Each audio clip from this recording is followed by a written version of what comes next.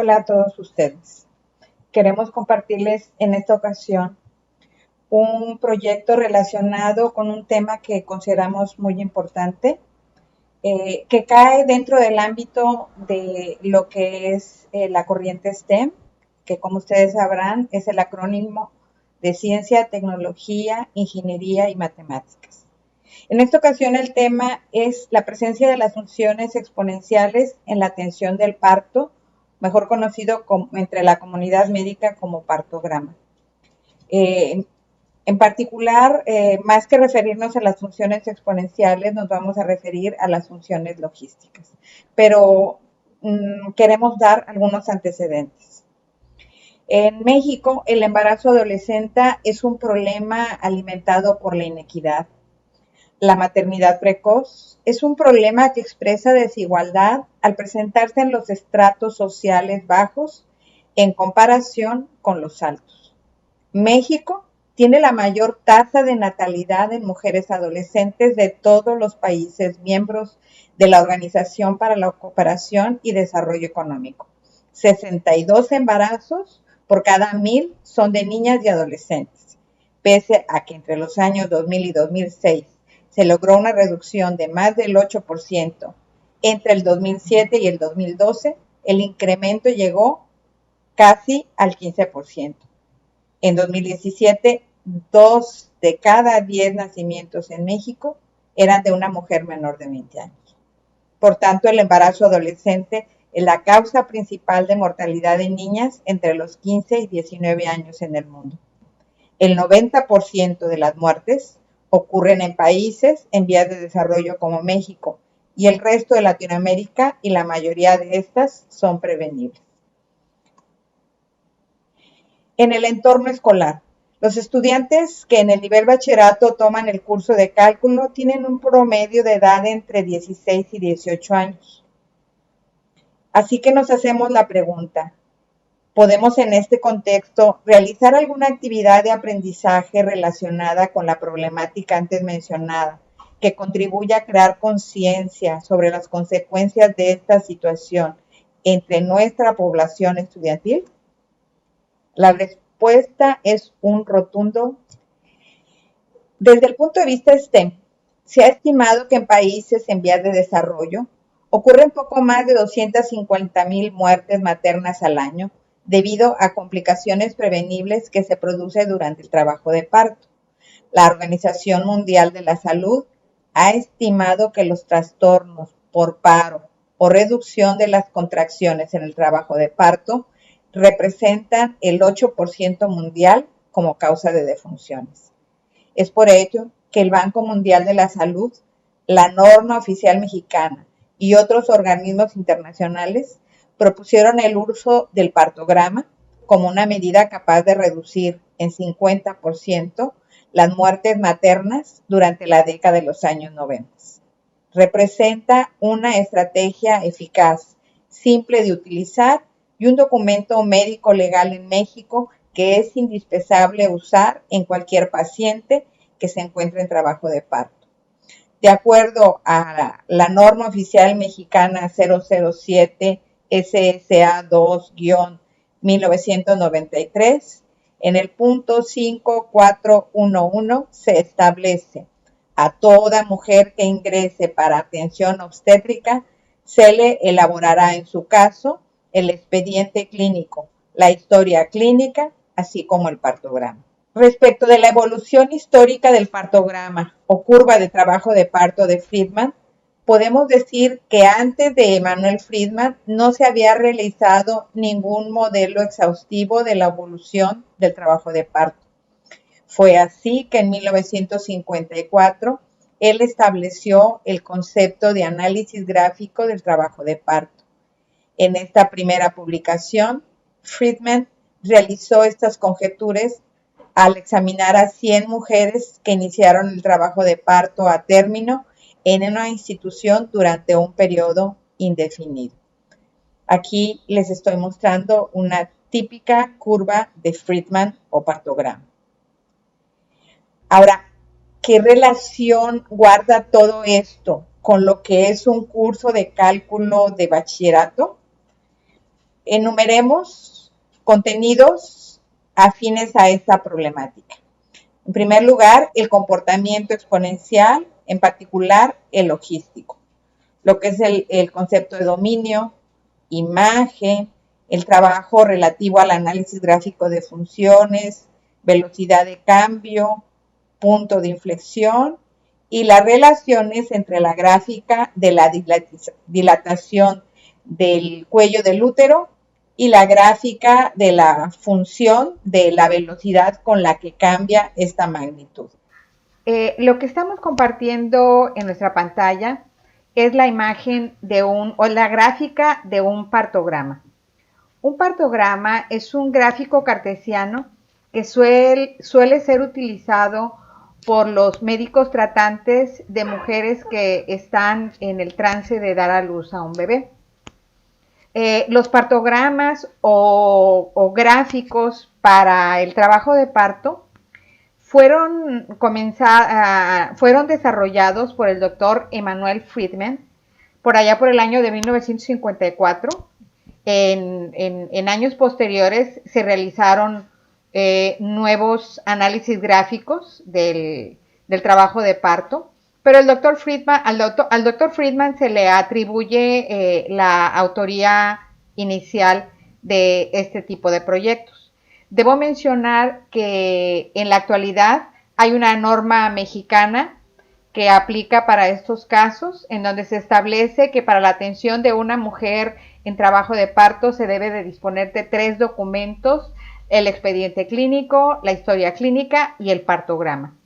Sin embargo, por nosotros, la comunidad de profesores de matemáticas, en particular de cálculo, este hecho es poco conocido, como también no estamos suficientemente documentados sobre qué cosa es un partograma, aclarando que en virtud de que no nos dedicamos a la práctica de la medicina, nuestra revisión será en términos de los aspectos matemáticos que tiene este gráfico.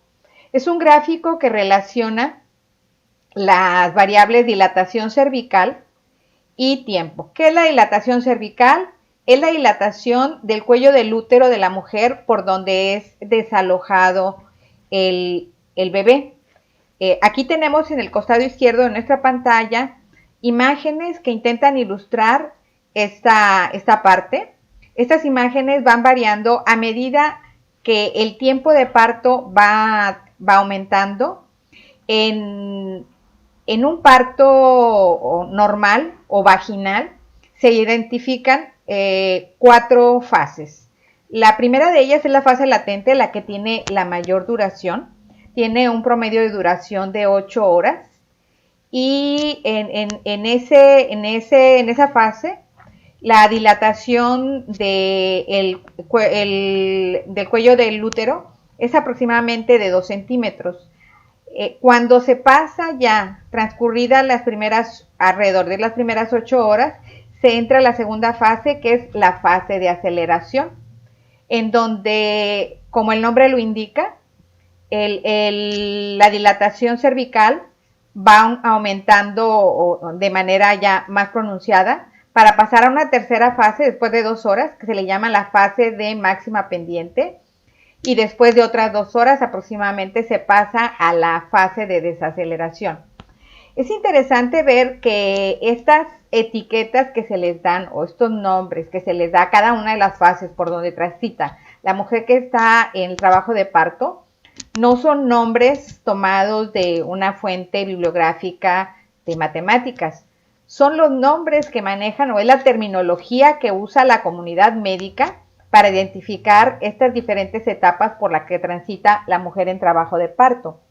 Y llama la atención estas denominaciones, dado que tienen mucho que ver con los términos que nosotros en la clase de matemáticas manejamos.